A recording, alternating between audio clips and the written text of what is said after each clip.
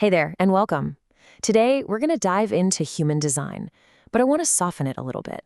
Let's not think of it as some complicated set of rules you have to memorize. Instead, let's approach it as a feeling, a way to tap into a rhythm your body already knows. So let's just start with this one big question. How does your energy actually move through the world? I mean, really think about it for a second. How does life feel when you're totally in sync, when you're in your flow, versus when you feel like you're fighting against everything? That feeling right there is the heart of what we're talking about today. And, that leads us to this feeling that I think we can all relate to. Have you ever felt that deep, bone deep exhaustion that a full night's sleep just doesn't fix? That feeling of being just a little bit out of step with life? Well, that's a huge signal that you might be moving against your own natural energy. To really get a handle on that flow, we have to learn the language of energy. And this right here is a really crucial distinction, one that changes the whole game. Human design is not about your personality. It's all about how your energy works. It's about your vitality, what lights you up and what just completely drains you over time. Think of it like a map of how you're designed to connect with the world in the most efficient, authentic way possible. And I think this slide just lays it out so clearly. Look at the difference. On one side, when you're moving with your rhythm, your body literally relaxes, decisions feel clearer, your energy feels stable. But on the other side, when you're fighting it, everything feels like pushing a boulder uphill. You just end up tired, misunderstood, and totally out of sync. So how do we find this rhythm? Where do we even begin? Well, we start with the four primary energy types. And please don't think of these as boxes to put yourself in. They're more like four completely different energetic signatures, each with its own unique way of moving through life.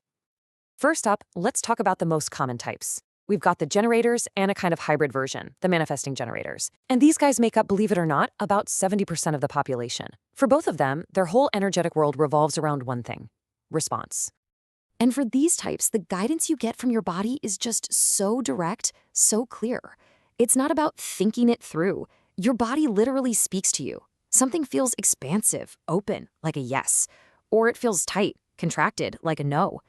It's a gut feeling that shows up way before your mind has time to analyze it. So here's the bottom line for them.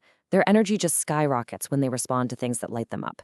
Their superpower is this almost bottomless well of energy for the right kind of work. But if they try to initiate or force something that feels heavy, they hit a wall of frustration and burnout fast. Okay, so completely shifting gears now, we have the projectors. They have a totally different design from the energy-producing generators. They're not really here to generate their own energy from within. They're here to see, guide, and manage the energy of everyone else. I absolutely love this metaphor. A tuning fork doesn't create a sound, right? It just vibrates when it resonates with a sound that's already there. Projectors are exactly like that. They just effortlessly absorb and understand the energy of a person, a team, or a whole system. They can just see what's working and what's not. For a projector, the magic word is invitation. Their superpower is seeing the most efficient way to do things. But their incredible wisdom is only truly effective when someone asks for it. If they try to push their guidance without being invited, that's when they start to feel totally unseen, and honestly, a little bitter. All right, next up we have a totally different vibe, the manifester. These are the natural-born initiators, the starters. They're the ones who are here to kick things off and get the ball rolling.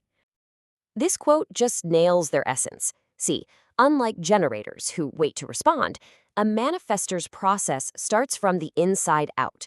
They feel this deep internal urge to act, and their whole design is built to follow that momentum without waiting around for permission from anyone.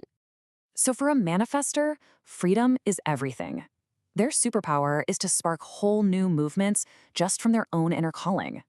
Now, the trick for them is to simply inform the people who are going to be impacted before they act.